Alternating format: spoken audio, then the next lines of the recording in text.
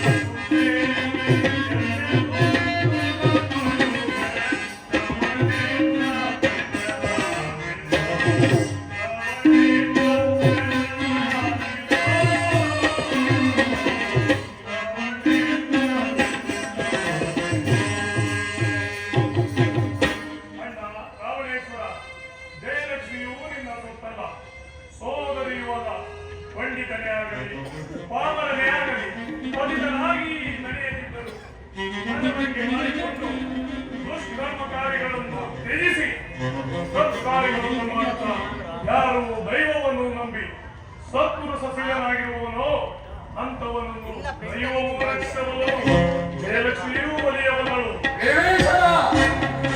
ನಿಮ್ಮ ನಿಂದಾರ್ಥಗಳನ್ನು ಕೇಳಿ ಕೇಳಿ ನನ್ನ ಕ್ರೋಧಾವೇಶವನ್ನು ನೀವಲ್ಲದೆಂದರಾದರೂ ಈ ನುಡಿಗಳನ್ನು ಆಡುತ್ತಿದ್ದರೆ ಇಷ್ಟೊತ್ತಿಗೆ ಅವರ ಶಿರಸ್ಸು ಹಂಚನ.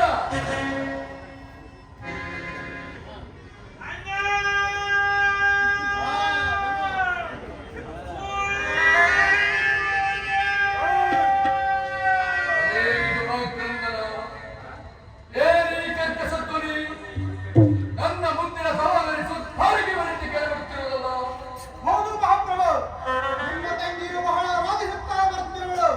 ಏನು ನನ್ನ ಮುಂದಿನ ಸಹೋದರಿ ವಾದಿಸುತ್ತಾ ಬರುತ್ತಿರುವಳೆ? ಇದರ ಪ್ರತಿಫಲದಿಂದಾಗಿ ಇಂದು ಮುಂಜಾನೆಯಿಂದ ನೂರಕ್ಕೆ ಬಂದಿದ್ದ ವಿಧ ವಾತಾವರಣ. ಶಿವ ಪೂಜೆ ಮಾಡುವಾಗಲೂ ಸಂತದ ಧಾರಣೆ, ಕಂಡದ್ದನ ಬಲಿಯ ಅವಶ್ಯಕ. ಈ ದಶಕಂಠನ ತುಂಬಿದ ಸಭೆಗೆ ವಿಧವೆ ಯಾರುಗಳ ಆಗಮನ. ಎಡಭುಜವು ನಡುಗುತ್ತಿತ್ತು, ಎಡಗಣ್ಣು ಬಿಡಿಯುತ್ತಿತ್ತು. ಆಗಲೇ ಹರಿತೆ ಏನು ದಾಕ್ಷಿಣ್ಯವಾಗಿರಲೇಬೇಕು. ನನಗೆ ನಾಡು ಅರಿವ ಎಕ್ಕರ ತ್ರಿಭುವನಾಧೀಶ್ವರ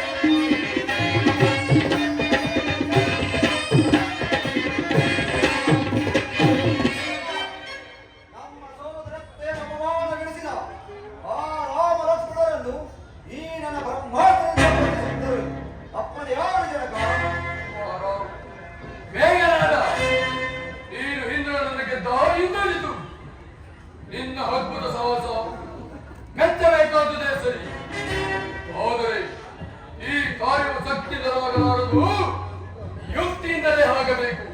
ನೀನು ಸಂಬಂಧವಾಗಿ